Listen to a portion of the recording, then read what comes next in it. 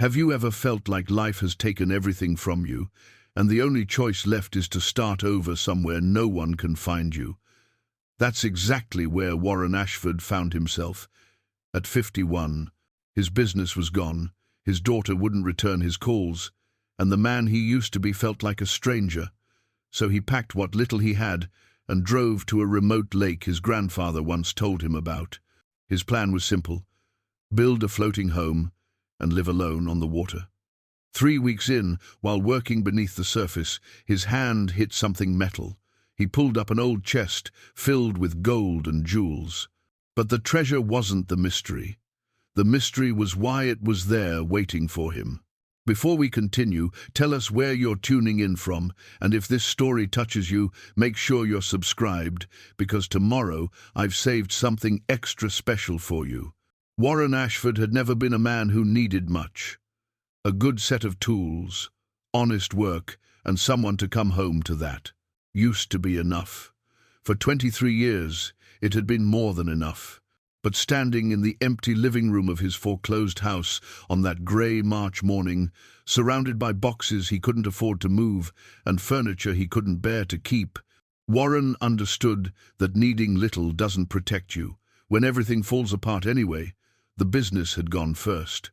Ashford Custom Carpentry, 30 years of reputation built one careful joint at a time, one satisfied customer after another. He'd started it at 21, fresh from a brief stint in community college and an apprenticeship with old Frank Holloway, who taught him that wood had memory and you had to respect it. Warren had respected everything about the work. He'd built decks that could hold 3 generations of family barbecues, kitchen cabinets that closed with a whisper, staircases that would outlast the houses they stood in. But respect doesn't pay the bills when the economy turns and people stop renovating. When your business partner, the one who handled the books, the one you trusted like a brother, empties the accounts and disappears to Florida with his girlfriend and your company's future. When the lawsuits come and the creditors circle and you realize everything you built for 3 decades can vanish in 18 months, Warren had tried to save it. God knows he tried. Second mortgage on the house, maxed credit cards, 70-hour weeks taking any job no matter how small. He'd watched his hands, steady hands that could cut a mortise joint blindfolded, start to shake from exhaustion and stress. He'd watched his hair go from salt and pepper to mostly white. He'd watched himself disappear into work the same way he had 8 years earlier, when grief had hollowed him out and labor was the only thing that made sense. That was when Claire had left for college. Not physically left, she'd already been gone for 2 years by then, studying business administration at a state school, 4 hours away. But that was when she'd really left, when the phone calls got shorter and the visits stopped altogether, when "Hi, Dad" became "I can't talk right now," became silence. He knew why. He'd known for years, but couldn't figure out how to fix it, how to bridge the canyon that opened up between them after her mother died. Jenna had been the glue, the translator, the one who understood both of them and made them understand each other. Without her, Warren and Claire were like 2 people speaking different languages, both desperately wanting to connect, but not knowing how. Jenna had died on a Wednesday. Stroke, sudden and massive, no warning. She was 42, Claire was 15. Warren was 43, and completely unprepared to be both parents to a grieving teenage daughter who needed things he didn't know how to give. So he'd done what he knew how to do. He worked. He worked so Claire would have money for college, money for her future, money for all the things Jenna would have, wanted her to have. He thought he was being a good father. Claire thought he was abandoning her. She was right. The birthday card sat in one of the boxes now, still in its envelope, still unsent. He'd bought it 4 months ago for her 25th birthday. It was one of those cards that tried too hard to be touching, with watercolor flowers and a message about daughters being precious gifts. He'd stared at it for an hour, pen in hand, trying to write something that wasn't hollow. "Happy birthday, Claire. Love, Dad." That's all he'd managed before realizing how pathetic it sounded, how little those words meant when you hadn't really talked to your daughter in 3 years. He'd meant to send it anyway. Then the foreclosure notice came, and somehow adding a card to the mail pile felt like a lie, like pretending things were normal when nothing was normal, when he was losing the house where she grew up, where her mother's memory lived in every room.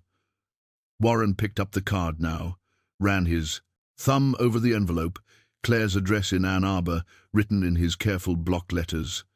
He almost threw it away, then tucked it into his jacket pocket instead. He didn't know why. Maybe because it was the last thing he'd bought, thinking he could still be the father she deserved. The drive north took 9 hours. Warren's truck was a 2003 Ford F-150 with 200,000 miles and a transmission that sometimes forgot what gear it was in.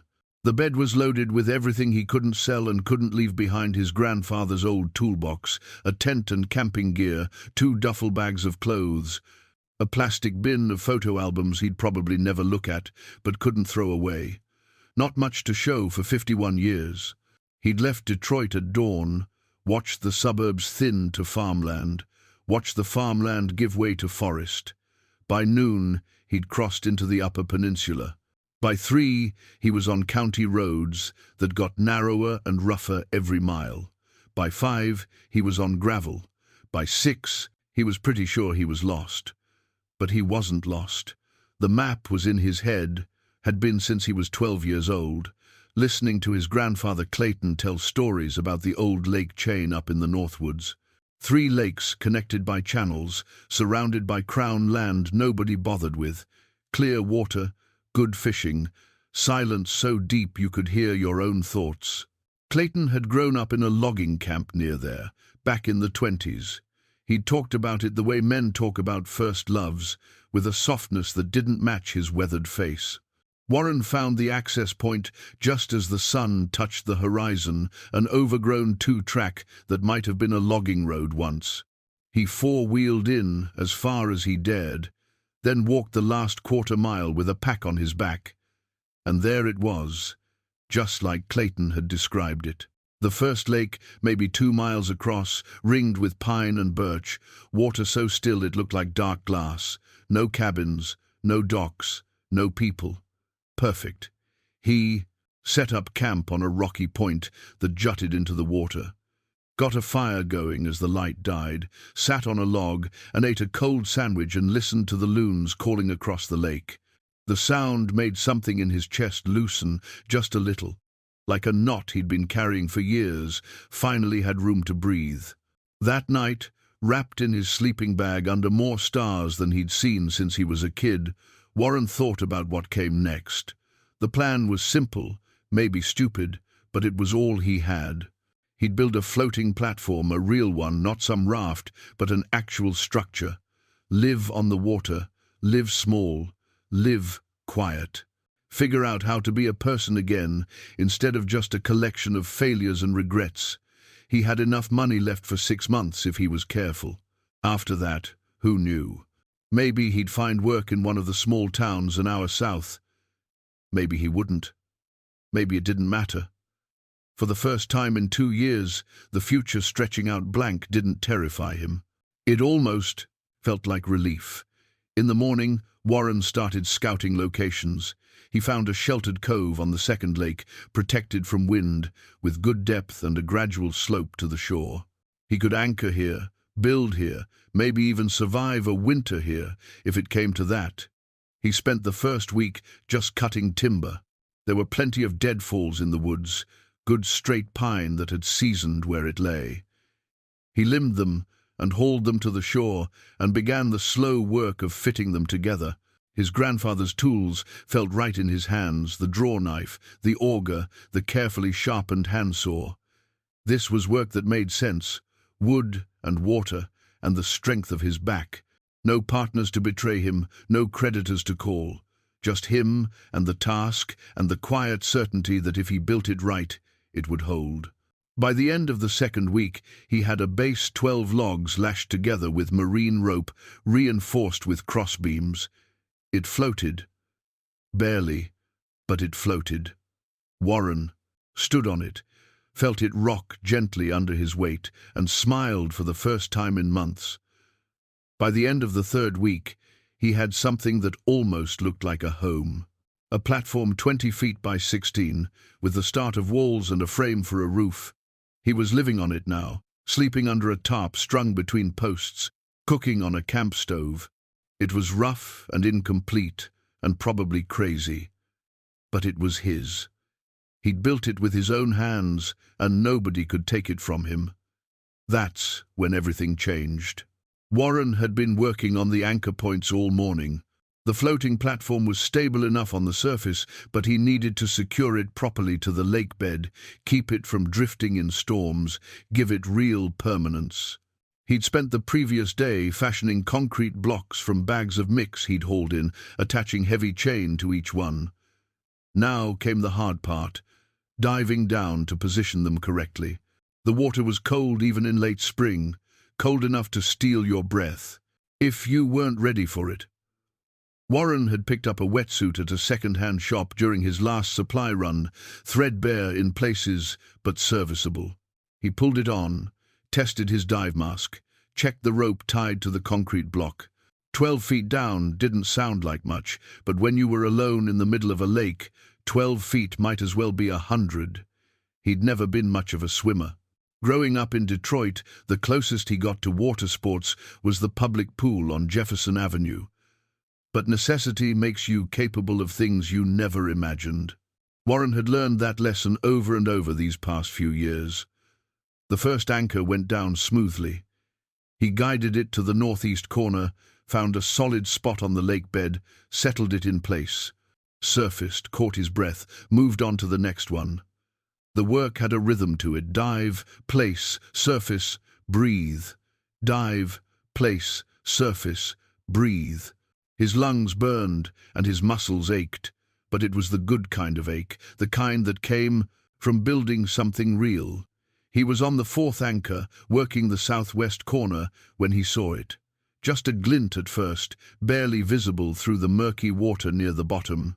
Warren almost missed it, would have missed it if the afternoon sun hadn't hit the water at exactly the right angle. Something metallic, something that didn't belong. He finalized, placing the anchor, and kicked toward it, curious. The object was half buried in silt and tangled in what looked like old fishing net, the kind that had been down there for decades. Warren's fingers found the edge of it metal, yes, but not a tackle box or lost lure. Something bigger, something deliberately hidden. His air was running out. He surfaced, gasping, pulled himself onto the platform. His heart was hammering, and not just from the exertion. There was something down there, something substantial. Warren rested for 10 minutes, then went back down with a knife to cut away the netting. The work was slow and awkward. The net had become part of the lake bottom, woven through with weeds and sediment. But gradually, he exposed more of the object. It was a chest. An actual chest, the kind you saw in pirate movies, maybe 2 feet long and a foot deep. Barnacles crusted its surface. The metal looked old, really old. Getting it to the surface took 3 more dives and all the strength Warren had left. The chest was heavy, impossibly heavy. He had to rig a rope system, use the platform itself as a pulley point, haul it up inch by inch. By the time he dragged it onto the deck, his arms were shaking and his wetsuit was torn in 2 places. Warren sat there for a long moment, just staring at it. Water pooled around the chest, dripping through the gaps in the platform boards. The late afternoon sun caught the barnacles, made them glitter like rough jewels. He almost didn't want to open it. Once he did, whatever was inside would become real, would become his problem. But curiosity always wins, doesn't it? The latch was corroded but not locked. Warren worked it with a screwdriver from his toolbox, patience and pressure, until it finally gave way with a grinding click. He lifted the lid. For a moment, he couldn't process what he was seeing. His brain kept insisting it had to be fake, had to be props from some movie shoot, had to be anything other than what it appeared to be. But his hands knew the truth before his mind accepted it. The weight of the bars when he lifted one, the way the light moved across the yellow metal, the cold certainty of the gems nested between them. Gold, real gold. Bars of it, stamped with markings he didn't recognize. And jewelry, old pieces, ornate settings with stones that caught the light like captured fire. Rubies, maybe. Emeralds. He didn't know enough about gems to be sure, but he knew enough to know they were real. Warren set the bar down carefully, like it might explode. His hands were trembling. Things like this didn't happen to people like him. You didn't just find treasure in a random lake in the middle of nowhere. You didn't stumble onto enough wealth to solve every problem you'd ever had. Except, apparently you did. He counted the bars. 11 of them, each maybe a pound, maybe more. The jewelry was harder to quantify: rings, necklaces, brooches, things he didn't have names for. All of it old, all of it valuable. He could tell that much just from looking. The sun was setting. Warren realized he'd been sitting there for over an hour, just staring into the chest like a man in a trance. The rational part of his mind was screaming questions. Where did this come from? Who put it here? Was it stolen? Was someone looking for it? Was he in danger just from having found it? But another part of his mind, the part that had been beaten down by failure and loss and endless grinding poverty, that part was doing different math. This could be it. This could be the answer. Pay off the debts. Get the business back. Win. Claire back. Fix everything. Warren closed the chest and dragged it to his tent, which was still pitched on the platform next to the frame of what would eventually be walls. He shoved it into the far corner and covered it with a sleeping bag. Out of sight, like that would somehow make it less real. That night, he couldn't sleep. He lay in his tent, listening to the water lap against the platform and thinking about the chest 10 feet away. Every possibility ran through his mind, each one more troubling than the last. Report it to the police? They'd take it, investigate, probably decide it belonged to the state or some historical society. Keep it? He'd be stealing, wouldn't he? Even if nobody knew it existed, taking it still felt like theft. And then there was the bigger question, the one that made his chest tight with something between hope and fear. Why here? Why this lake? Why the exact spot where he'd decided to build? Warren thought about his grandfather, Clayton, about those stories of the Northwoods, told in a quiet voice on the porch of their old house. Clayton had loved this place with a strange intensity, had talked about it like it held secrets. Warren had always assumed that was just nostalgia, the way old men romanticize their youth. But what if it was something else? What if Clayton had known? The thought seemed crazy, but so did finding a treasure chest on the bottom of a remote lake. Maybe crazy was just the new normal. Warren finally dozed off around 3 in the morning, exhausted but still uneasy. In his dreams he was drowning, sinking toward the lake bottom, while gold bars pulled him down, their weight inescapable. He kept trying to let go, but his hands wouldn't open. He woke, gasping, tangled in his sleeping bag, the first grey light of dawn seeping through the tent fabric. The chest was still there, still real, still his problem. Warren made coffee on his camp stove and sat at the edge of the platform, watching the morning mist rise off the water. He needed to think clearly, needed to figure out what to do. But every time he tried to sort through the options, his mind kept circling back to one image. Claire's face, the last time he'd seen her, 3 years ago at Christmas. The way she'd looked at him like he was a stranger, the way she'd left after 2 hours, making excuses. This could change that, this could change everything, or it could make everything worse. Warren spent the next 3 days trying to determine if what he'd found was real. The gold bars were heavy and dense in a way that felt authentic, but he'd never held real gold before. How was he supposed to know? He tried scratching one with a knife. The blade left a mark, and the metal beneath looked yellow all the way through. That was supposed to mean something, wasn't it? Gold was soft. He remembered reading that somewhere. The markings on the bars were what really puzzled him. They weren't in English. Some kind of numbers and symbols he didn't recognize, stamped into the metal like official seals. Warren took pictures with his phone, but the cell service out here was practically non-existent. He'd get 1 bar, maybe 2 if he held the phone at just the right angle while standing on the highest point of the platform. Not enough to do any serious research. He'd have to drive into town. The nearest settlement was Bridger Falls, population 300, about 40 miles south, on roads that got progressively worse the closer you got to the lake. Warren had stopped there once for supplies, a gas station, a general store, a diner that looked like it hadn't changed since 1975. The kind of place where strangers got noticed. That was the problem. If he started asking questions about gold, about treasure, about anything remotely connected to what he'd found, word would spread. Small towns were like that. And then what? People would come looking. The authorities would get involved. The chest would be confiscated, investigated, tied up in legal proceedings that could last years. Warren decided to wait. He'd do his research carefully, quietly, when he made his next supply run. For now, the chest stayed hidden under his sleeping bag in the tent, and he tried to focus on finishing the floating home. But focus was hard to come by. Every time he picked up a tool, his mind wandered back to the treasure. Every time he should have been measuring boards or fitting joints, he found himself staring at the water instead, wondering what other secrets it held. On the 4th day after the discovery, Warren was sorting through his belongings when he found his grandfather's pocket watch. It was in the bottom of the old toolbox, wrapped in an oiled cloth, the way Clayton had always kept it.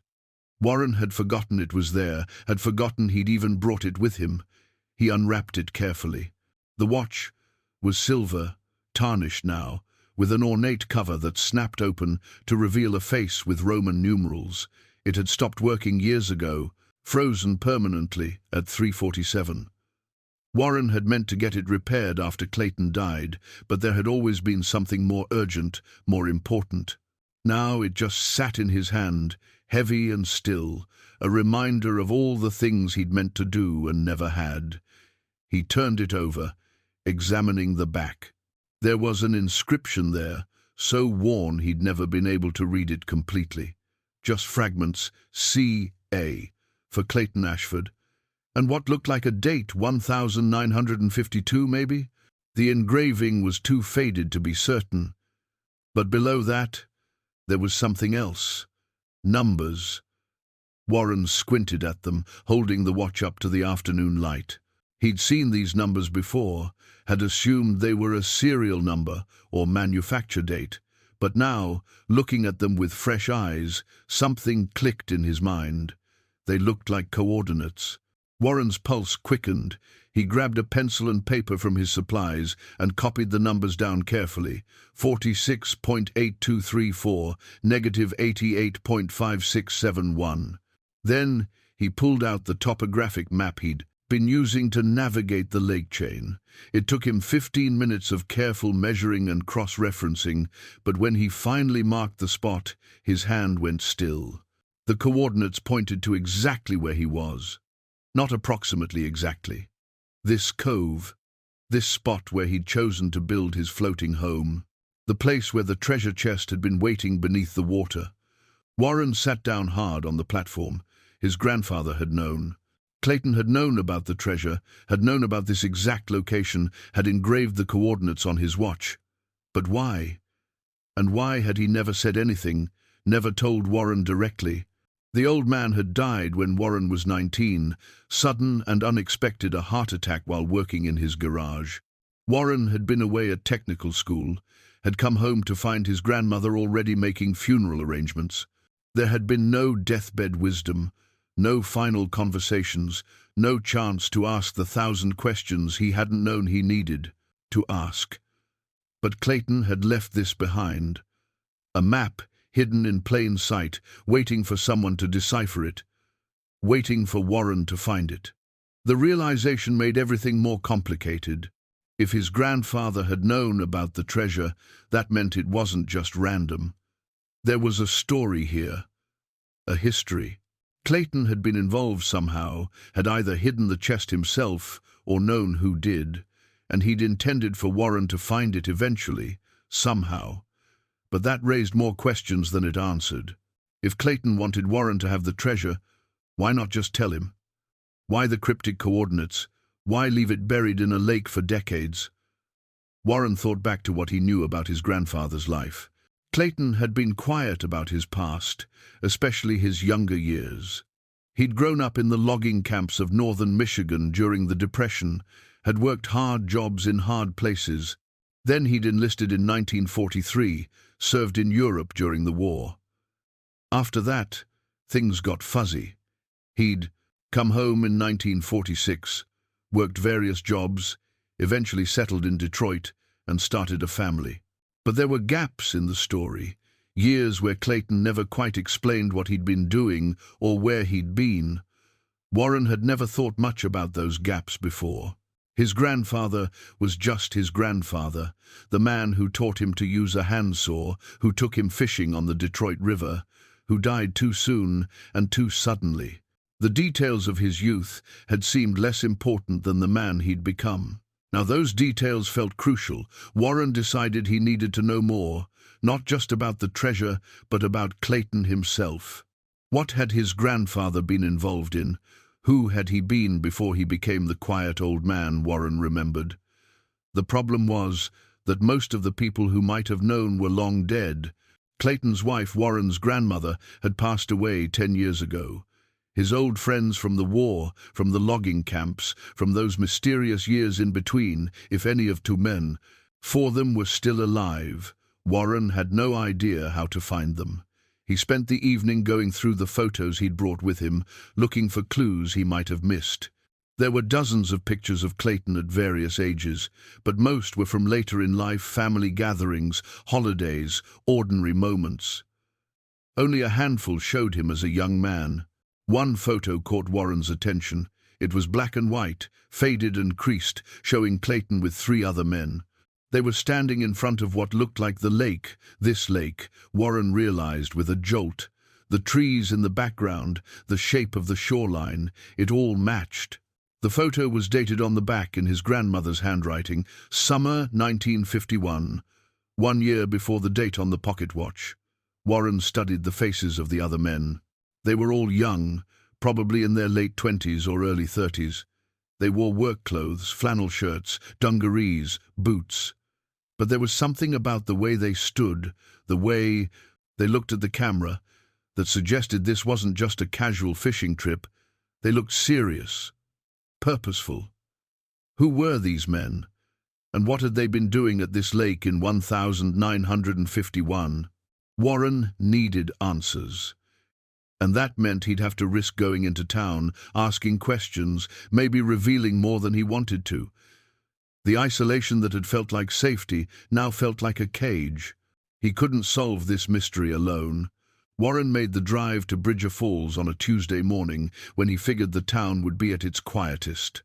He'd hidden the chest more securely, buried it in a waterproof container beneath the platform, wrapped in canvas and sealed with duct tape. Paranoid maybe, but he couldn't shake the feeling that leaving it exposed was asking for trouble.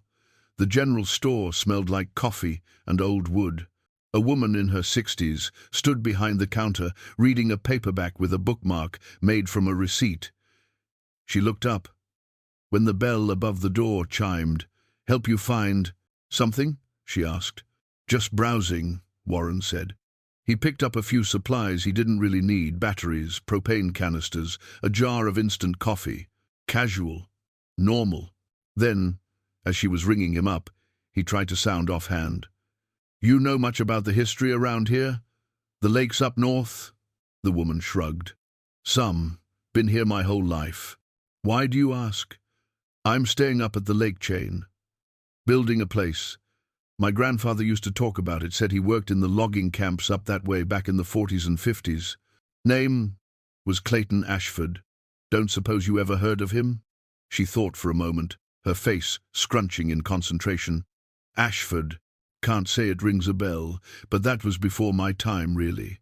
You might want to talk to Constance Howell. She runs the Historical Society over in Barton, that's about 20 miles east. If anyone knows the old stories, it's her." Warren thanked her and left with his supplies and a new destination. Barton was barely larger than Bridger Falls, but it had a proper library and a small museum dedicated to local history. The Historical Society occupied 2 rooms in the back of the library building. Constance Howell turned out to be a tiny woman with white hair pulled back in a bun and eyes that missed nothing. She was organizing filing cabinets when Warren walked in, and she turned to greet him with the enthusiasm of someone who didn't get many visitors. "Welcome, welcome. What brings you to our little archive?" Warren had prepared a story part truth, part misdirection. "I'm doing some family research. My grandfather lived around here for a while after the war. I'm trying to piece together his history." "How wonderful. What was his name?" "Clayton Ashford." Constance's eyes lit up. "Ashford. Yes, I know that name. Give me a moment." She disappeared into a back room and returned with a cardboard box labeled Post-War 1945 to 1955. She set it on a table and began sorting through folders. "Here we dawn are," she said, pulling out a thin file. Inside were newspaper clippings, a few official-looking documents, and Warren's breath caught a photograph. The same photograph he had in his collection, showing his grandfather with 3 other men at the lake. These 4 men were involved in some kind of government work, Constance explained. "We don't have many details. A lot of records from that era are still classified or were never public to begin with. But there were rumors." "What kind of rumors?" Constance lowered her voice, even though they were alone. "This area saw some unusual activity after the war. Veterans coming through, government vehicles, that sort of thing. People said they were recovering assets, things that had been stolen by the Nazis and were being smuggled into the country by sympathizers. There was a lot of chaos back then. Treasures, art, gold, all sorts of things disappeared during the war, and not all of it stayed in Europe." Warren's mouth went dry. "And my grandfather was involved in that?" "If this photograph is any indication, yes. These men were part of what they called recovery teams. Officially, they were working for the army. Unofficially, well, the story gets murkier. Some say they were intercepting smuggling routes. Others say they were hiding things themselves, keeping them from corrupt officials who wanted to profit from the recovery efforts." She pulled out another document, a letter on army letterhead, dated 1947. "This mentions your grandfather by name. It's a commendation for services rendered in the preservation of displaced assets." That's government speak for something they didn't want to explain in detail. Warren studied the letter, his grandfather's name typed in official military format, Sergeant Clayton R. Ashford. He'd never known his grandfather had held rank, had never heard stories about his service beyond the basic facts. "Do you know what happened to the other men in the photograph?" Warren asked. Constance nodded. 2 of them died years ago. The third, Preston Halloway, he still lives in the area, has a place about 30 miles north of here, near the old Timber Ridge settlement. He must be in his 90s now, but he's still sharp, comes into town once a month for supplies. Warren felt his pulse quicken. A living witness.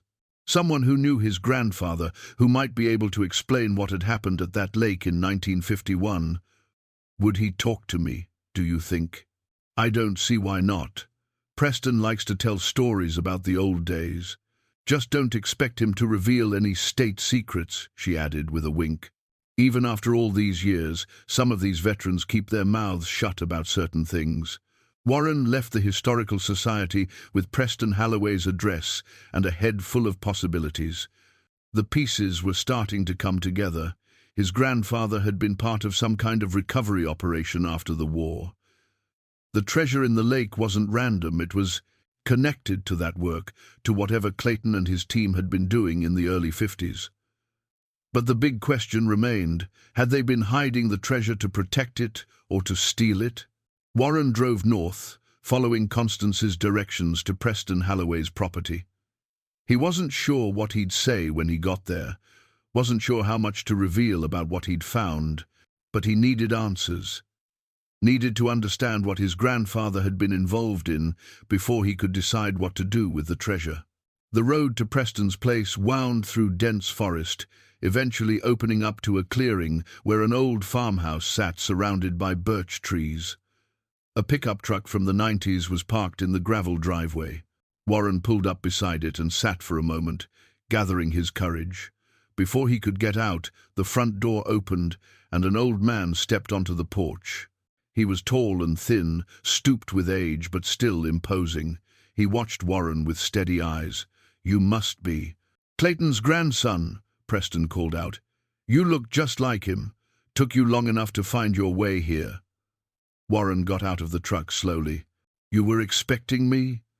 Preston smiled, a knowing expression that made Warren's skin prickle. "Not expecting?" "Exactly. But not surprised either. Come on in. We've got some things to discuss." Preston Holloway's living room looked like a museum exhibit from 1952.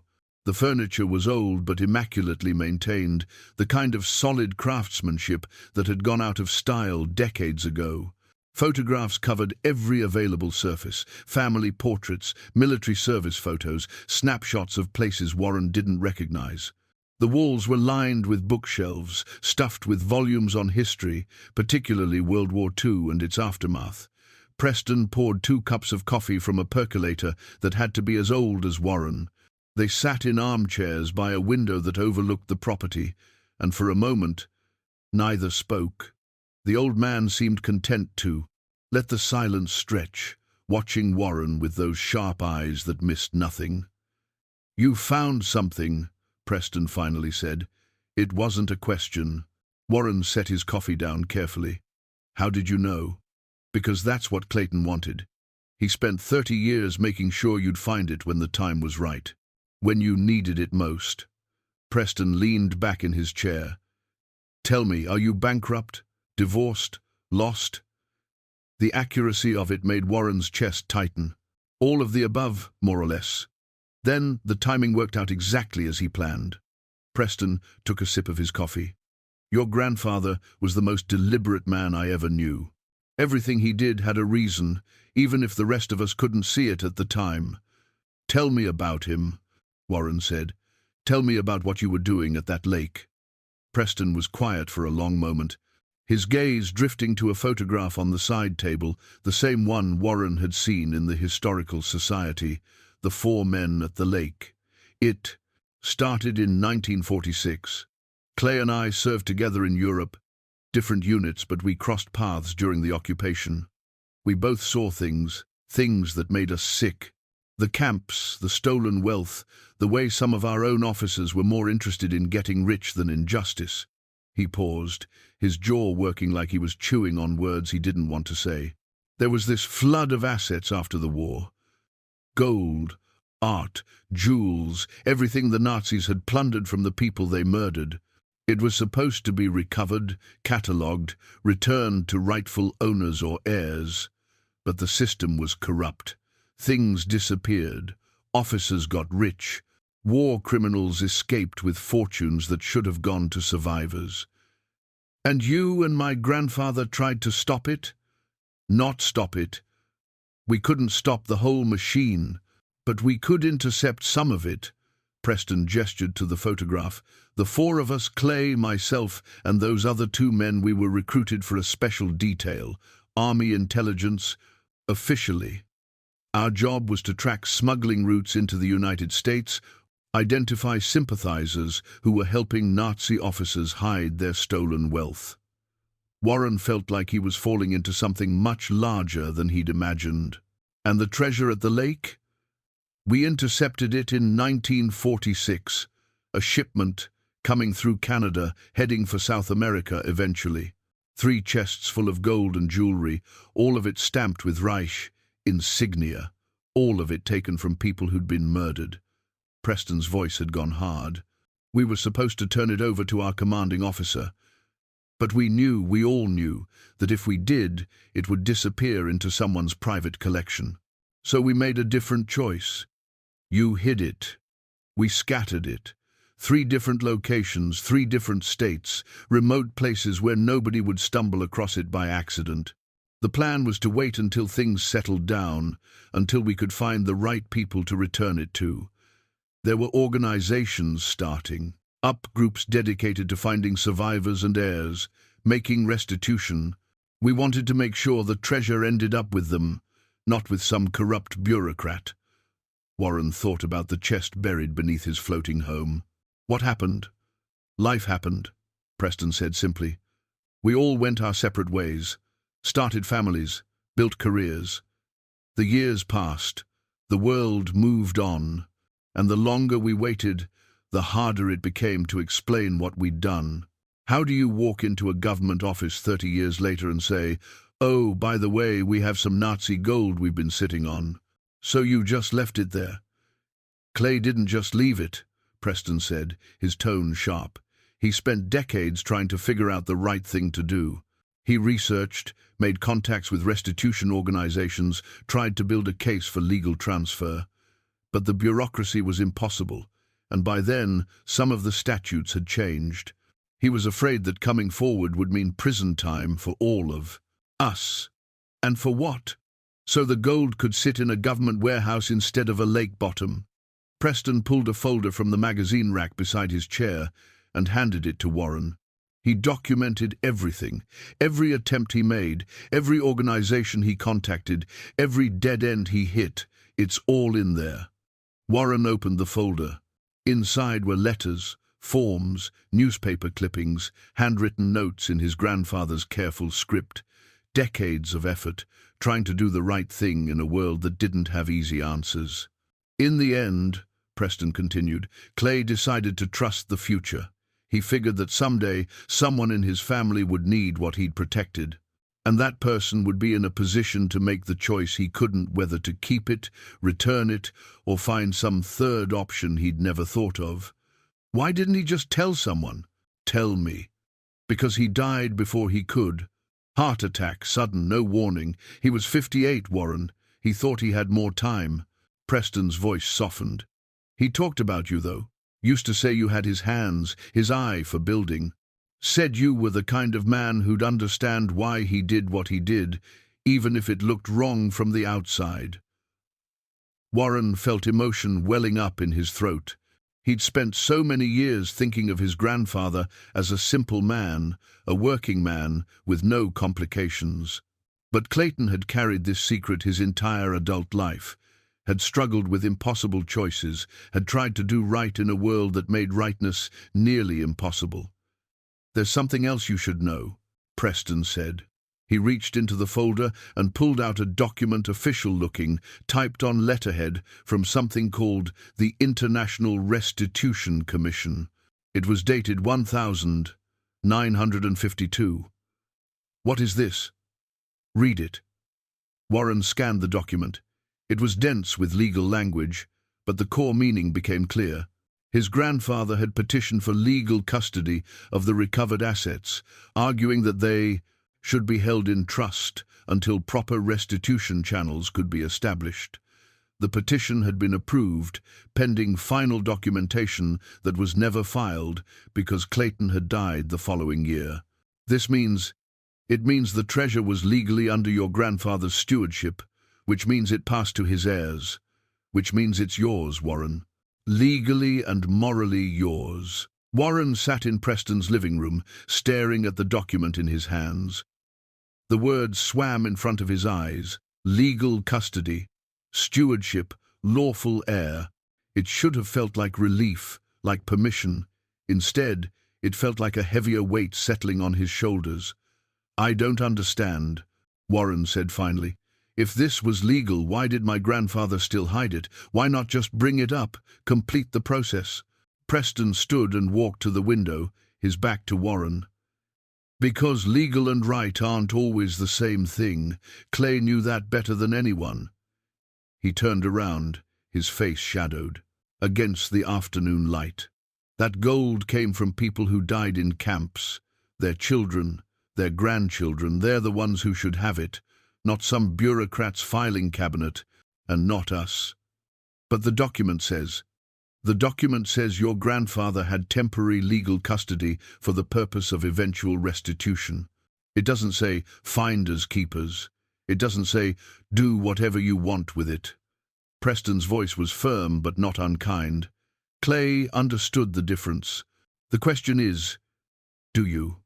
Warren looked down at the folder again, at his grandfather's handwritten notes in the margins of various letters. Some were practical dates, names, addresses. Others were more philosophical.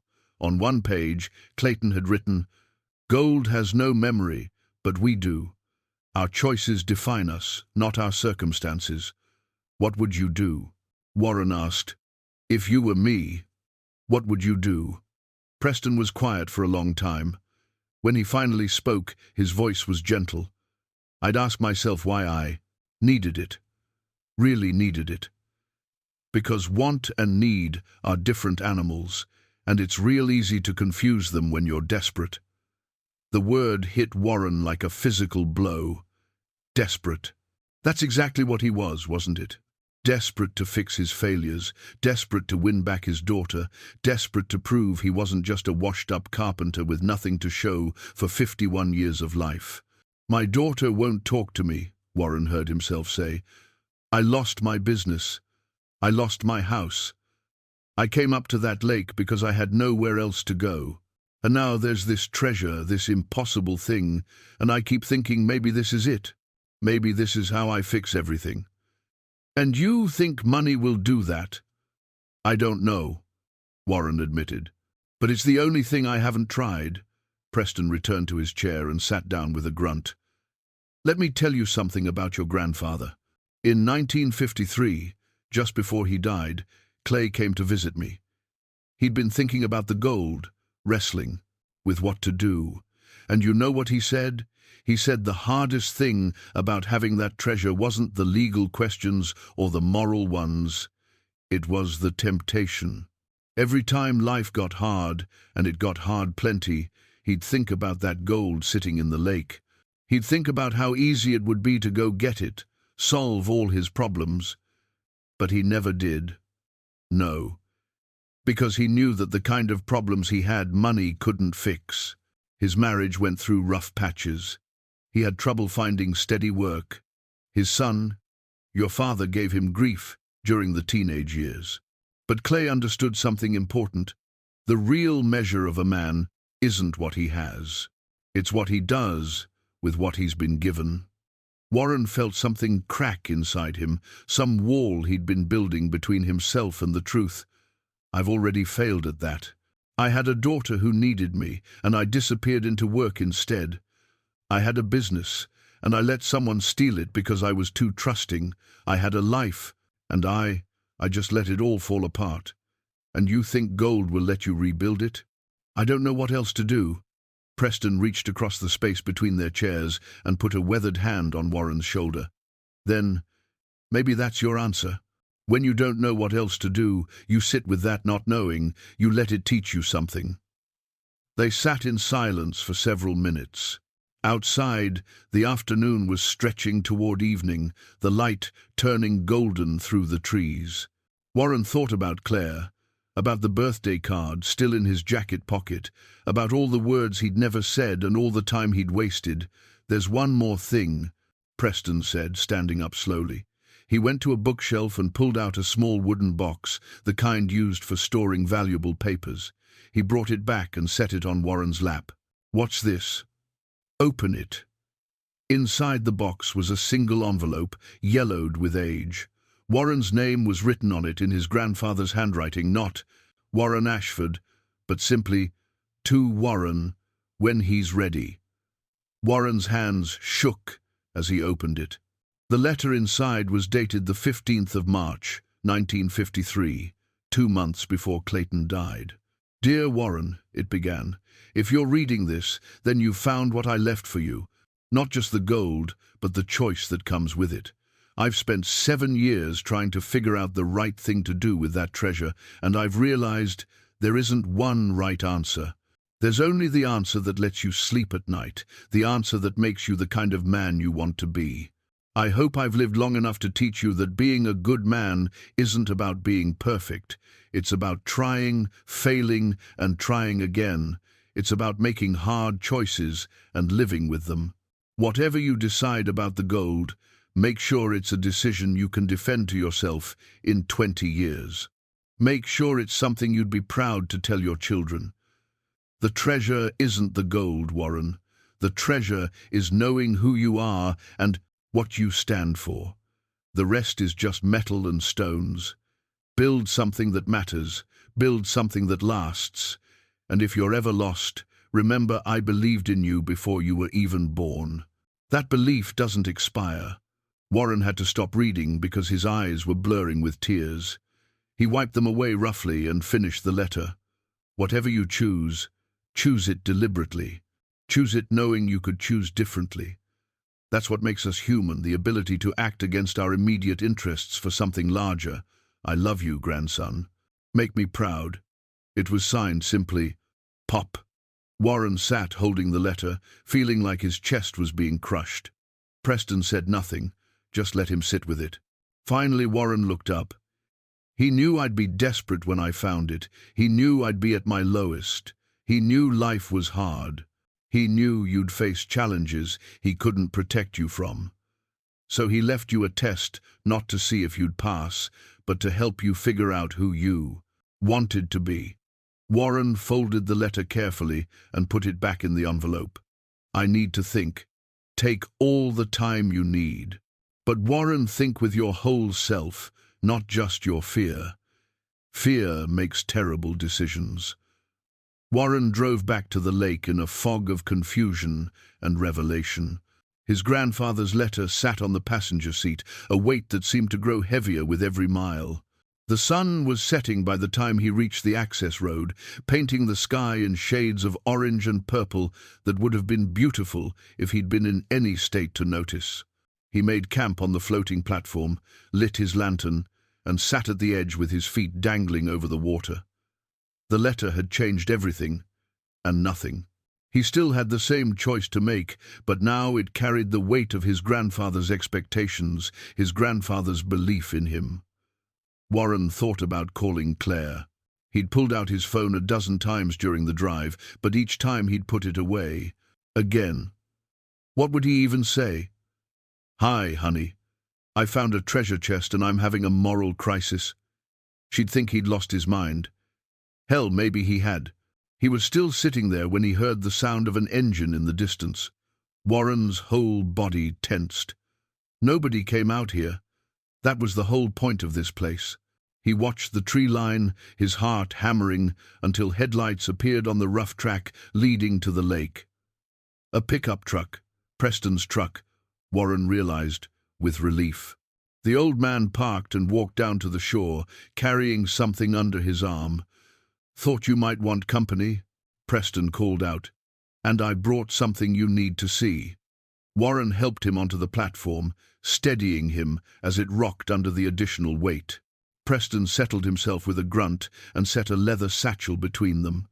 Couldn't let you sit out here alone with all that spinning in your head, Preston said. Besides, there's more to the story, something I didn't tell to you this afternoon. More? Warren wasn't sure he could handle more. Preston opened the satchel and pulled out a stack of papers, older than the ones he'd shown Warren earlier. After you left, I got to thinking. Your grandfather trusted you with a choice, but he also trusted you with the truth. And I only gave you half of it. He handed Warren a document, another official form.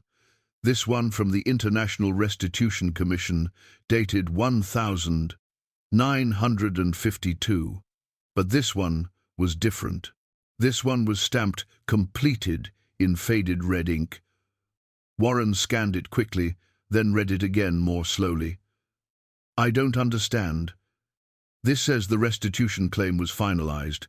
It says the assets were legally transferred to... He stopped, his eyes catching on a name. The Ashford Family Trust, Preston finished. Established by your grandfather in 1952, with proper legal authority from the Commission. The gold isn't just legally yours by inheritance, Warren. It was officially designated as yours. The process was completed before Clay died. Warren's mind reeled. But you said it was complicated, that he couldn't figure out how to return it properly. I said he spent decades trying to figure out the right thing to do. I never said he didn't succeed. Preston's face was serious in the lamplight. Your grandfather did complete the process, Warren. He worked with the Commission, documented the treasure's origin, proved it had been recovered from smugglers. And the Commission made a decision. What decision? Preston pulled out more documents, pages of dense legal text, historical analysis, investigation reports. The Commission traced the gold's origins as best they could. Some of it had clear provenance jewelry that could be traced to specific families. That portion was returned to heirs through proper channels. You didn't find that part because it was already gone by 1952. And the rest, the bars, some of the gems couldn't be traced to specific victims. They were part of a general plunder, melted down and recast, impossible to connect to individual owners. The Commission's policy in such cases, particularly in that era, was to designate the recovered assets to the recovery agents themselves, with the understanding that they'd be used for charitable purposes, supporting survivors and their descendants. Warren stared at him. You're saying it's legally mine. Not temporarily, not conditionally, it's actually mine. It's been yours since 1952. Or rather, it's been your family's. Clay set it up as a trust, so it would pass down through generations. He could have accessed it himself if he'd wanted to. He never did. Died with it still sitting in that lake, still waiting. Why didn't he use it? Why didn't he tell anyone? Preston was quiet for a moment, choosing his words carefully. Because having the legal right to something and feeling entitled to it are different things. Your grandfather never stopped feeling like a custodian, like someone temporarily holding something that should have belonged to someone else. The Commission gave him permission, but he couldn't give himself permission. Warren felt like the ground was shifting under him. Everything he'd thought about the treasure, about his grandfather's intentions, about his own moral dilemma, it was all different now. So there's no dilemma. I can keep it. I can use it. It's mine. Legally, yes. Morally, Preston shrugged. That's still your choice. The law can tell you what you're allowed to do. It can't tell you what you should do. Warren stood up, pacing the small platform. This doesn't make sense. If it was legally his, why make me find it? Why not just tell me about it, put it in a bank, something normal? Because Clay knew something about human nature. He knew that if you were just handed money, you'd spend it fixing surface problems. But if you had to find it, had to wrestle with what it meant, had to question whether you deserved it then, maybe you'd use it differently. Maybe you'd use it for something that mattered. Preston handed Warren one final document, a letter from the Commission, addressed to Clayton Ashford. Warren read it by lamplight, his hands trembling slightly. The letter confirmed everything Preston had said. It also included a paragraph near the end that made Warren's breath catch. The Commission recognizes that this decision places a significant moral responsibility on you and your heirs. While the assets are legally yours, we trust that they will be used in a manner that honors the memory of those from whom they were stolen. We believe that good people, given the freedom to choose, will make choices that serve justice and compassion. Warren lowered the letter. They were testing him, testing us. They were trusting you. There's a difference. Preston stood up, joints creaking. Your grandfather passed that trust to you, not because he thought you were perfect, but because he thought you were good. Now you have to decide if he was right. The old man climbed back into his truck and drove away, leaving Warren alone with the documents, the letter, and a choice that was somehow both simpler and more complex than it had been that morning. Warren spent 2 days alone with the documents, reading and rereading every page until he'd memorized the words. The legal clarity should have made everything easier. Instead, it made the weight of the choice more concrete. What he did with it would define who he was. He thought about his grandfather, living his whole adult life with this secret. Clayton could have used the money at any time, could have made his life easier, more comfortable, more secure. But he'd chosen not to. He'd chosen to live modestly, to work hard, to leave it untouched in the lake like a test he was giving to his own character every day. Warren wasn't sure he had that kind of strength. On the third morning, he pulled the chest up from its hiding place beneath the platform. He opened it in the daylight and really looked at the contents, not with the shock of discovery, but with clear eyes. The gold bars were stamped with Reich eagles, silent witnesses to atrocity. The jewelry was beautiful and terrible, each piece a story he'd never know. He picked up one of the rings, turned it in the sunlight. It was old, the gold slightly worn, with a small ruby set in delicate metalwork. Someone had worn this once. Someone had loved it, had maybe received it on their wedding day or their 16th birthday. And then someone had stolen it, melted it down or kept it intact, added it to a pile of plunder that represented millions of destroyed lives. Warren put the ring back carefully. Preston was right. Having the legal claim didn't erase the history. The money could be his, but it would always carry the weight of where it came from. He thought about what he could do with it. The practical calculations came easily: $3.2 million, give or take. Pay off his debts, maybe $80,000. Buy a modest house, another $200,000. Restart his business with proper capitalization, $150,000. That left nearly $2.7 million. Enough to secure Claire's future, to give her the financial safety he'd never been able to provide. Except Claire didn't want his money. She'd made that clear enough over the years, refusing his offers to help with student loans, declining gifts, maintaining her independence like a wall between them. She wanted something he'd never figured out: how to give her his presence, his attention, his emotional honesty. Warren pulled out his phone. Still barely any signal, but enough to make a call if he was patient. He stared at Claire's number for 10 minutes before finally pressing dial. It rang 4 times. He was about to hang up when she answered. "Dad?" Her voice hit him like a punch to the chest. "Hi, sweetheart." A pause. "Is everything okay? You never call." "I know. I'm sorry." Warren took a breath. "I need to talk to you about something. Something important." "Dad, if this is about money..." "It's not. I mean, it is, but not the way you think." He was fumbling this already. "Can you come up here? To where I'm staying?" "I can't explain over the phone." Another pause, longer this time. "Where are you exactly?" "Northern Michigan, near a place called Bridger Falls. It's about 8 hours from Ann Arbor." 8 hours. Dad, I have work. I can't just drop everything and drive 8 hours because you're being cryptic. I found something. Something that belonged to your great-grandfather. Something that's going to change things, and I need—" His voice cracked. "I need your help figuring out what to do with it." The silence stretched so long, Warren thought she'd hung up. Then, "You're serious?" "I've never been more serious about anything." He heard her breathing, heard the sound of her moving around, maybe looking at a calendar. "This weekend. I can come this weekend. But Dad, if this is some scheme to get me up there so we can have an awkward heart-to-heart, it's not a scheme, I promise. Just come, please." "Fine. Text me the exact address. I'll be there Saturday morning." She hung up before he could say anything else. Warren sat holding the phone, his heart pounding. She was coming. Claire was actually coming. He had 3 days to figure out what he was going to say, how he was going to explain everything, how he was going to ask for her help with a decision that felt too big to make alone.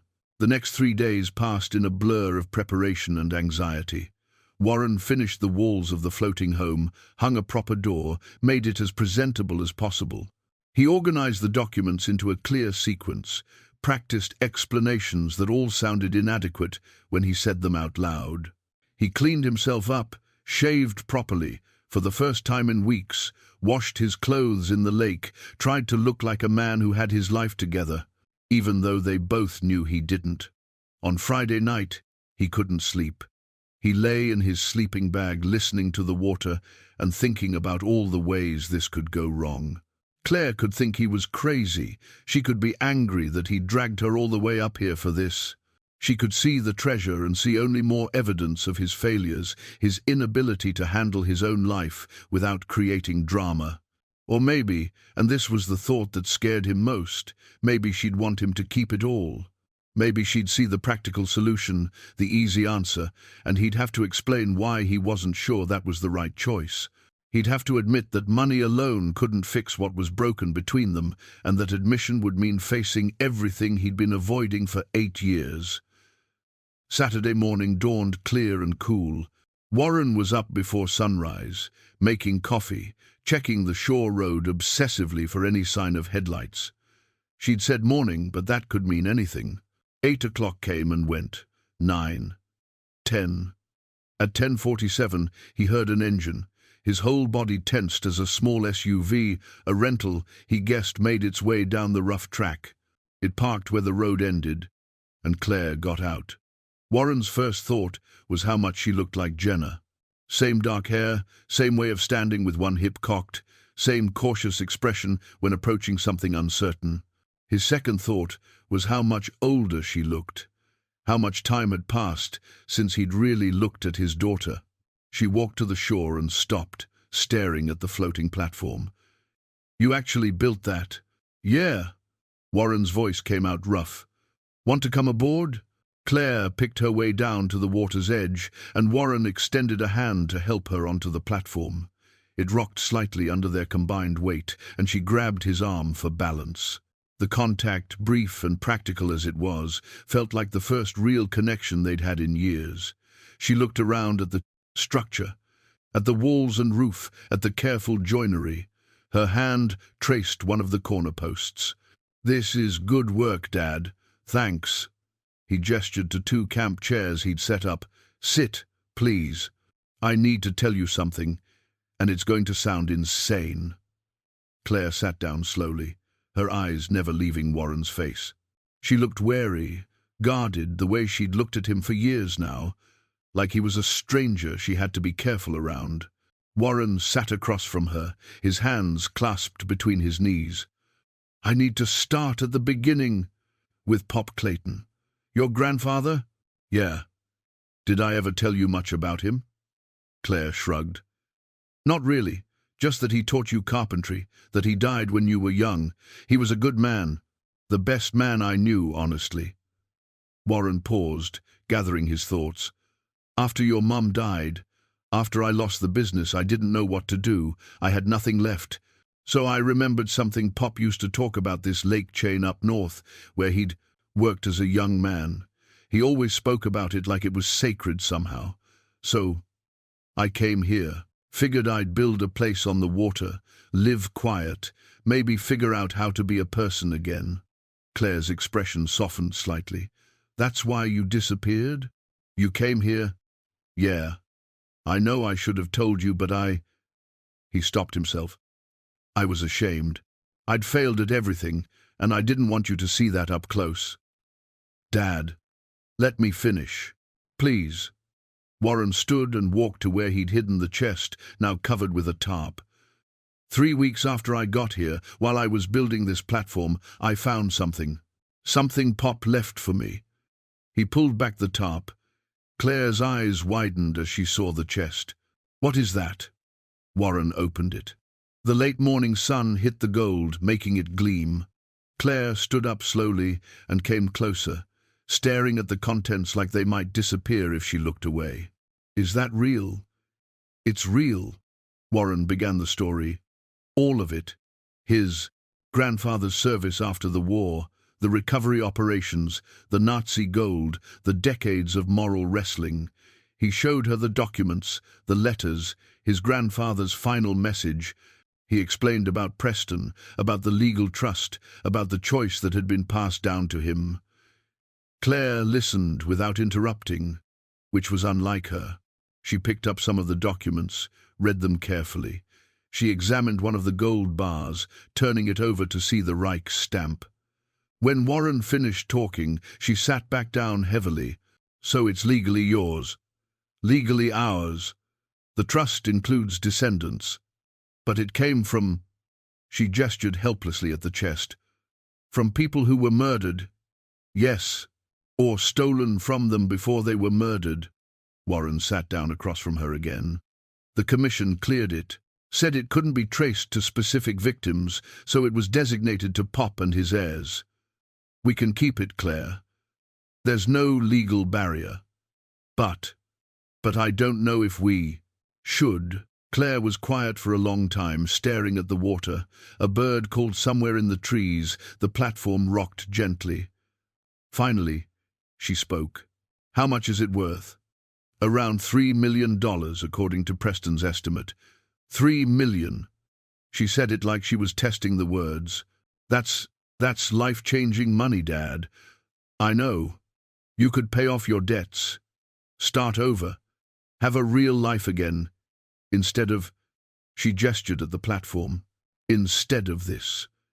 Is that what you think I should do? Claire looked at him directly for the first time since she'd arrived.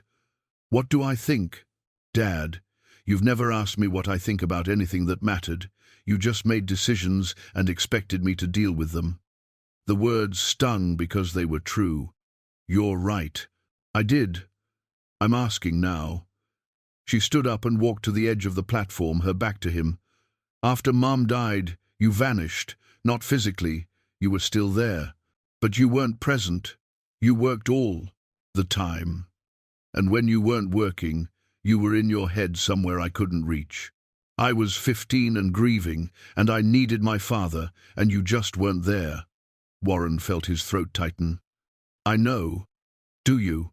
Do you really? She turned around, and he saw tears on her cheeks. I convinced myself you were working so hard because you loved me, because you wanted to provide for me.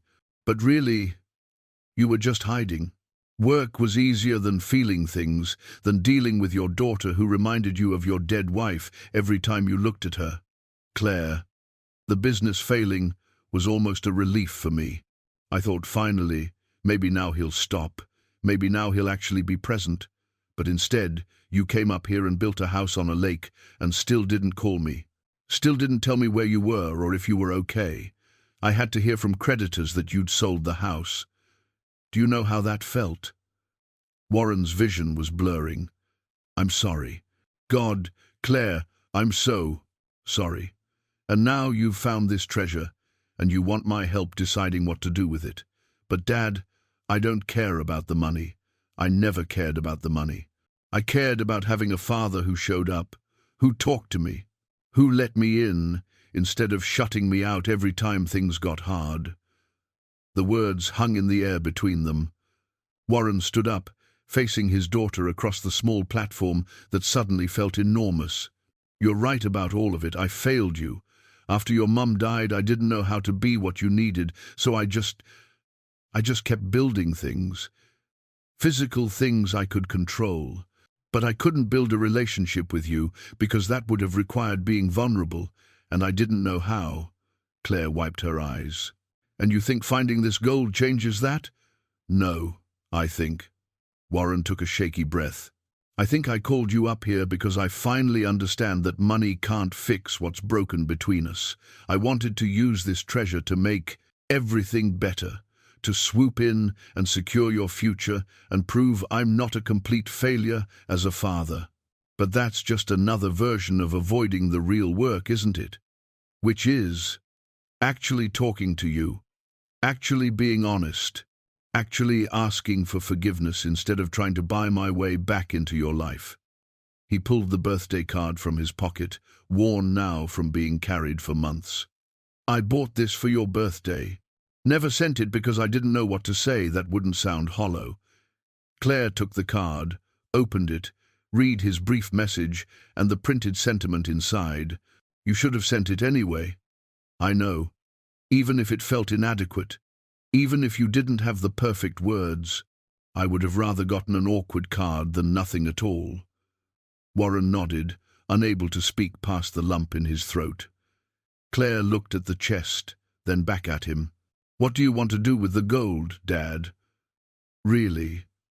Warren walked to the chest and knelt beside it. He picked up one of the small gold coins, turned it in his fingers. When I first found this, all I could think about was how it would solve everything. Pay my debts, give you security, prove I hadn't completely wasted my life. He looked up at Claire. But the more I learned about where it came from, the more I realized this isn't just money. It's responsibility. It's trust. And keeping it all for ourselves, even legally, would feel like betraying something important. Claire came and knelt beside him. What did your grandfather want you to do? He wanted me to choose. To really choose, knowing I could go either way. Warren showed her Clayton's letter again, pointing to the final paragraph. He said, the treasure isn't the gold. The treasure is knowing who you are and what you stand for. And who are you, Dad? The question hit him in the center of his chest. I'm someone who's been running from hard truths for 8 years, someone who built walls instead of bridges, someone who thought providing for you meant working myself to death instead of just being your father. He set the coin down. But I want to be different. I want to be someone you can be proud of. Someone Pop would have been proud of. Claire's eyes were bright with tears. I never needed you to be perfect. I just needed you to try, to show up, to let me see you struggle instead of pretending everything was fine. I'm showing up now. I know it's late, but I'm here. Warren gestured to the chest. And I'm asking you, not telling you, asking you, what should we do with this? Claire was quiet for a long time. She picked up one of the rings, examined it the way Warren had. These belonged to real people. People who had families, lives, dreams, and then everything was taken from them. Yeah, the commission said we could keep it. That legally, it's ours. They did. But legal isn't the same as right. She looked at him. Is it? Warren smiled slightly. You sound like Pop. Maybe that's not a bad thing. Claire set the ring down carefully. What if we used it? Not for ourselves, not entirely. What if we set up something, a foundation maybe? Something that helps people rebuild after loss. Refugees, trauma survivors, people trying to start over. Warren felt something loosen in his chest. You'd want to do that? I think it's what the money should be used for. Isn't that what your grandfather was trying to do? He recovered these assets to help victims, not to get rich. Claire paused. We could keep some of it, enough to clear your debts, give us a cushion. But the rest, the bulk of it, should go to people who need it more than we do. You really think that? Don't you? Warren realized he'd been holding his breath. Yeah, I do. I wasn't sure if you'd understand. If you'd think I was being stupid, throwing away a chance to be secure. Claire reached over and took his hand. The gesture was so unexpected, so simple, that Warren felt tears spring to his eyes. Dad, I have a job. I have an apartment. I'm okay financially. What I needed from you was never money. It was this, you being honest, you including me in decisions, you treating me like a partner instead of someone you had to protect from reality. I'm sorry I didn't do that before. I know. And I'm sorry I shut you out instead of fighting for our relationship. She squeezed his hand. Can we try again? Actually try, not just go through the motions? I'd like that more than anything. They sat together in silence for a few minutes, hands clasped, the chest open between them. Finally, Claire spoke again. So we do this together. Set up a foundation, figure out how to use the money properly. Together. Warren agreed. You'd handle the legal side. You're better at that stuff than I am. I could manage the building projects we fund. Use my skills for something that matters. The Clayton Ashford Legacy Foundation, Claire said, testing the name. He'd like that. Claire picked up. one of the small gold coins, and held it up to the light. "Can I keep this one?" "Just one. As a reminder." "A reminder of what?" "That sometimes the most valuable thing you can do is give something away." She pocketed the coin. "And that my grandfather was a good man who raised another good man, even if that man took a while to figure out how to show it." Warren pulled her into a hug. She stiffened for just a moment, then relaxed into it. They stayed like that for a long time, father and daughter, holding on to each other on a floating platform in the middle of nowhere. When they finally pulled apart, Claire wiped her eyes. "So, what's the plan? Practically speaking?" Warren grabbed a notebook and they started working through the details. They'd need lawyers to set up the foundation properly. They'd need to notify the Restitution Commission of their intentions. They'd keep enough to clear Warren's debts and establish a modest emergency fund, maybe $300,000 total. The remaining $2.9 million would seed the foundation. "We'll focus on families recovering from historical trauma," Claire said, writing notes. "Holocaust survivors' descendants, yes, but broader than that. Refugees, victims of genocide, people displaced by violence." "And we'll fund building projects," Warren added. "Help them establish homes, businesses, stability. You scout the projects, I handle the paperwork and grants. We do site visits together when we can." Claire looked up from her notes. "This means I'll see you regularly, monthly meetings at least. Is that okay?"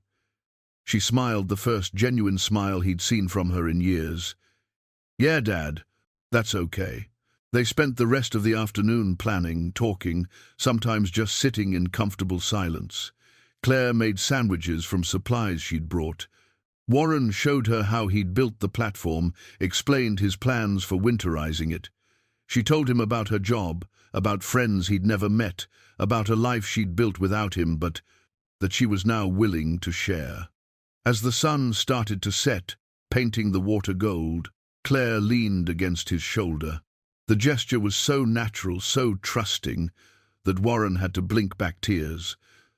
"Thank you for calling me," she said quietly. "Thank you for coming. You know what the best part of all this is?" "What?" "Not the money. Not even the foundation, though that's good." She looked up at him. "It's getting my dad back. That's the real treasure." Warren put his arm around her shoulders and watched the sunset paint the lake in shades of copper and gold. She was right. This moment, this connection, this second chance was worth more than anything in that chest could ever buy. 6 months had passed since Claire's visit to the lake, and Warren still woke up, sometimes not quite believing it was real. The floating home had become permanent, walls insulated, a proper roof, a small wood stove that kept the interior warm even as November crept toward winter. The platform had weathered its first storm season, had proven itself solid and true. Warren had built it to last, and it had. The Clayton Ashford Legacy Foundation was official now, registered and operational. Claire had handled the paperwork with the efficiency she brought to everything, working with lawyers who specialized in charitable organizations and restitution law. They'd notified the International Restitution Commission of their intentions, received formal acknowledgement and blessing. The treasure had been moved to a secure facility, properly insured and documented. The first grants had gone out in September.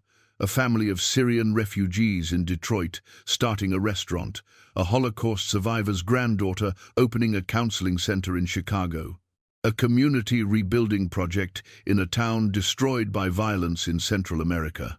Each grant came with Warren's expertise. He'd travel to the sites, consult on the building projects, sometimes stay for weeks, helping with the physical work. Claire managed everything else from Ann Arbor, but she came to the lake once a month, sometimes more. They'd established a routine. She'd arrive Friday evening, they'd spend Saturday reviewing foundation business, and Sunday just being together. Sometimes they talked for hours, sometimes they barely spoke, just worked side by side on projects around the floating home. Both felt equally valuable. This particular Saturday morning, Claire had brought her laptop and was working at the small table Warren had built inside the main room. He was making coffee on the wood stove, the familiar ritual they'd developed over the past months. 3 new applications came in this week, Claire said, scrolling through emails. One looks particularly promising, a group in Rwanda, helping genocide survivors start farming cooperatives. Warren brought her a mug.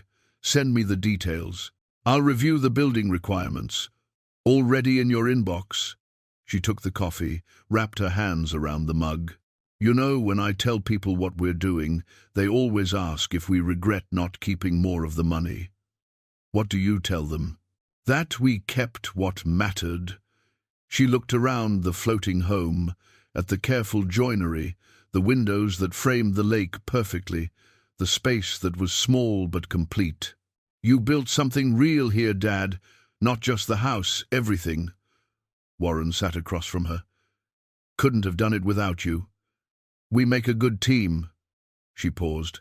Actually, I wanted to talk to you about something. I've been thinking about leaving my job. Warren's chest tightened. Are you okay? Did something happen? I'm fine. Better than fine, actually. Claire set down her coffee. I want to work on the foundation full-time. We're getting bigger, more applications, more projects.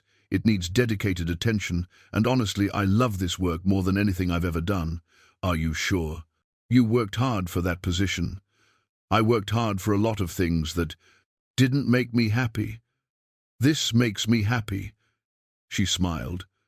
Besides, I'd get to travel more, see the projects in person, work with you more often. Warren felt emotion rising in his throat. I'd like that. But only if you're certain. I'm certain. I've actually already given my notice. 2 weeks and I'm free. She laughed at his expression. I wanted to make sure you couldn't talk me out of it. I wouldn't dream of it. They spent the rest of the morning working through foundation business, reviewing applications, discussing strategy. Around noon, Claire's phone buzzed. She glanced at it and smiled. That's Kieran. He's wondering if it's okay to come up tomorrow. Warren raised his eyebrows. Kieran? Someone I've been seeing. I thought maybe it's time you met him. I'd like that. Claire looked relieved. Good. Because he's kind of important to me and I want him to understand where I come from. What matters to my family. The word family hung in the air, warm and solid. Warren reached across the table and squeezed her hand. Bring him up. I'll be on my best behavior. That afternoon, they took a canoe out on the lake, an old wooden one Warren had found and restored. The water was calm, the sky that particular shade of November grey that made everything feel hushed and peaceful. They paddled in easy synchronization, not talking much, just being together in the quiet. Do you ever think about coming back to civilization? Claire asked as they drifted near the far shore. Getting a regular house, being closer to people? Warren considered it. Sometimes. But this place, it saved me, Claire. It gave me space to figure out who I wanted to be, instead of just reacting to who I'd become. I'm not ready to leave it yet. But you're not hiding anymore. No, I'm not hiding. He smiled. I'm just living deliberately. There's a difference. They paddled back as the afternoon light began to fade. Warren made dinner pasta with vegetables. Nothing fancy but warm and filling. They ate by lamplight, talking about Kieran, about Claire's plans for the foundation, about a trip they were planning to visit one of the project sites together. Later, as Claire was getting ready to head back to town, she paused at the door. Dad, can I ask you something? Anything. Do you think Pop knew? When he hid that treasure, when he left those coordinates, do you think he knew exactly how things would turn out? Warren thought about his grandfather, about the letter that had known him better than he'd known himself. I think he knew that life breaks people sometimes, and that what matters is what you build from the pieces. He gave us the tools to build something good. The rest was up to us. We did okay, didn't we? We did better than okay. Claire hugged him goodbye, promising to bring Kieran the next day. Warren stood on the platform and watched her taillights disappear through the trees. Then he went back inside, stoked the fire, and sat by the window looking out at the water. The lake was dark now, the surface reflecting stars just beginning to appear. Somewhere beneath those waters, in the spot where the treasure had waited for decades, there was now just empty space. But Warren didn't feel any sense of loss. The treasure had served its purpose not as wealth, but as catalyst.